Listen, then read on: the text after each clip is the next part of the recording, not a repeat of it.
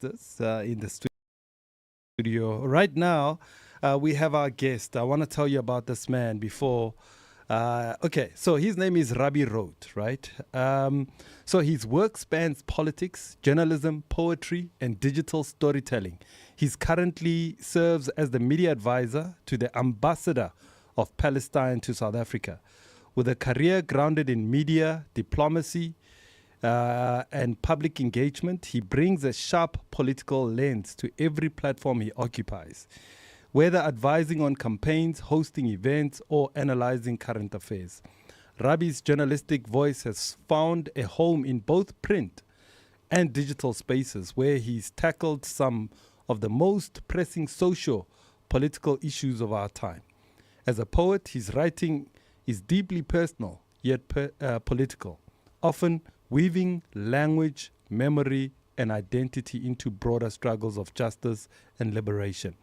He's the host of the YouTube podcast Ditaba le Rabbie Wrote, where he combines storytelling with sharp political analysis, all in vernac, spotlighting unprecedented voices, whether behind the mic or on the page. Rabbie is committed to amplifying the narratives that matter. Welcome to the Gentleman's Club. Gentlemen, let's welcome my brother, Rabbie Wrote. How are you doing, man? Thank you, yo. Yeah, boo, boo, boo, boo. Man, yo, Boo, man. boo, boo. Yo, I'm Boo, boo, boo. honored. I'm honored we need those to be boo, boo, boo. with the gentleman, man. I know this is a plum spot from Mahrut, man. So, Yes. yo, man, check it out. I am honored to be here, and I want my nephews to also say I know. And Rabbie Wrote na plumele Mahrut man era. There we go. That's what I Yes, want. sir. Thank know you what very it is, much. Man. You know what it is, man. Yeah. Thank you so much for joining us, man. What do you think when you hear a write-up about you like that? Like, I mean, I know you know it, but like when you hear it. You know, sometimes you'd imagine Hore, it sounds a bit surreal, the things that a human body can conceive through the mind, you know. Really, when I hear, let's call them accolades, when I hear them, it's a reminder of a journey that I am on. And it is just a reminder of what more can be done. Because in truth, man, I believe in every aspect of everything that I call my work. I really am of service to humanity. I am like with my YouTube channel, what I'm doing. I'm just doing what everyone else is doing, but I'm doing it in vernac. Yeah. You know, everyone is a political analyst and so forth. And I just figured, it's cool. It's cool. But like, who are we really speaking to? You know, we have like, I mean, we are so diverse, not necessarily only in race and so forth. Even within our races, we have our own cultures. We have our, you know, our own micro identities that create this image of this rainbow nation. Yeah. And we really need to tap into everything. Yeah. It is about time. If we have not been noticing that Africa is rising, Yeah. it is about time that we wake up and we acknowledge, and let's in whatever that we do, let's consider our community type of thing. You know what I mean? So I'm just trying to say to Africa, no, you're not gonna get left behind. Yeah. I'm never about tribute. I'm gonna tell you what they're saying Yeah. in the way that we speak when we are sitting in the corner in the township. Yeah. When they saw Jacob Zuma, when they saw Ramaphosa, we like what Trump saw, I tell you how you would typically hear it. I speak to you in the language of our mother's hearts. Yeah. Oh man, that's so powerful, man. what I mean? Nobody else is doing what you're doing, bro. And In vernac. almost everyone can. This is Yeah, the thing. yeah. Almost everyone can, because they can speak their mother tongues. Yeah. But also, man, you must also consider in Totahore, we are still on a journey to decolonize the mind, understand?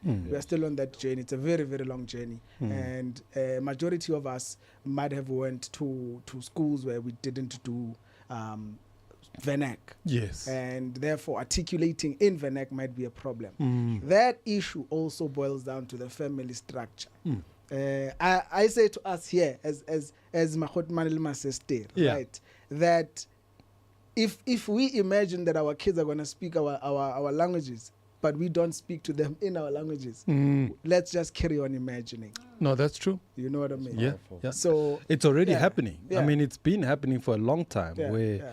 parents send kids to multiracial schools, Yeah. speak to kids in English, and majority of the time, English is spoken in the home, and the kids don't know how to speak mother tongue or father tongue. Yeah.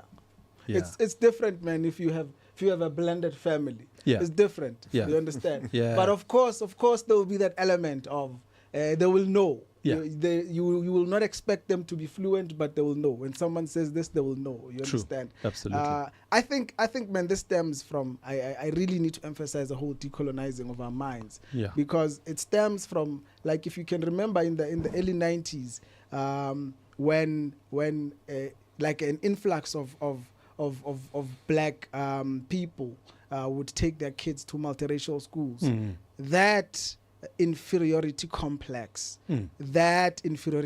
is what instilled this mentality that speaking English equates to intelligence. Yes. So when a toddler speaks English, they would assume the toddler is a genius. You understand? That's something, Yeah. eh? Yeah. And that just kept on carrying on, and then True. we would just speak to our kids in English even when we didn't have to.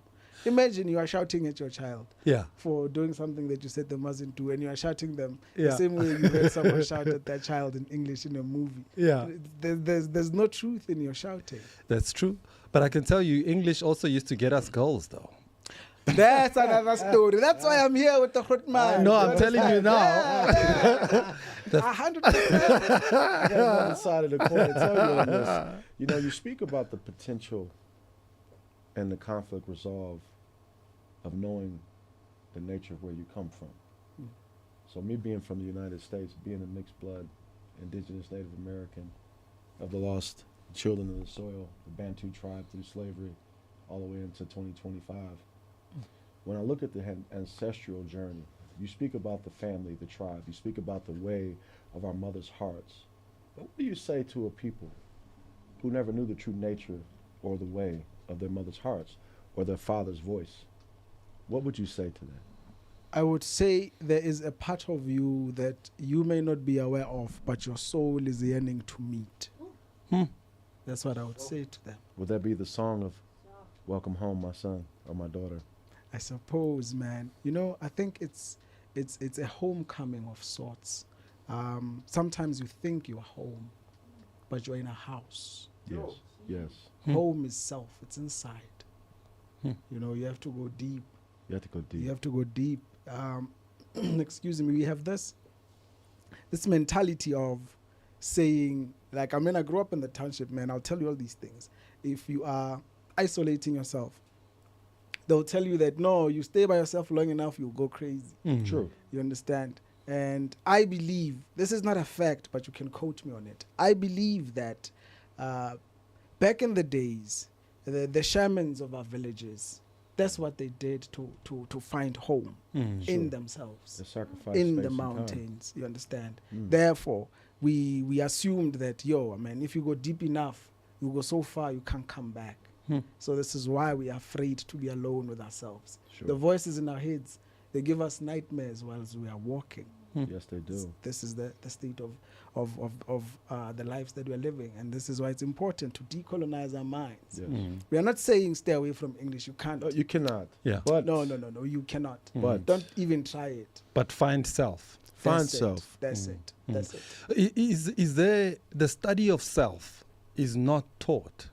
We are taught everything outside of self. So Sure. at what point does a man realize that actually self is important? Self-love is important.